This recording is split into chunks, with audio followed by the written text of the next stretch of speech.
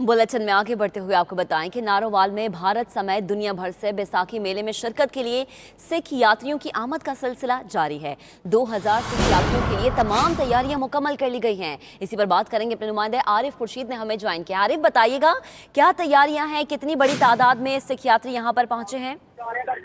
जी बिल्कुल, ये 2000 से ज्यादा सिख यात्री जो है वो भारत से और दुनिया भर से तकरीबन ये 3000 के करीब जो है सिख यात्री दरबार करतारपुर पहुंच गए हैं। बात करें अगर सिक्योरिटी के हवाले से, तो सिक्योरिटी के इंतहाई फुल प्रूफ इंतजाम हैं। पाकिस्तान रेंजर्स, एलीट के जवान, रेस्क्यू 1122 और महकमा हेल्थ, ये तमाम अदारे जो है यहाँ पे मौजूद हैं और यहाँ पे आने वाले सिख यात्रियों की आपका इस्तकबाल जो है वो फूलों के हार पहनाकर और उनको बुके देकर किया गया है।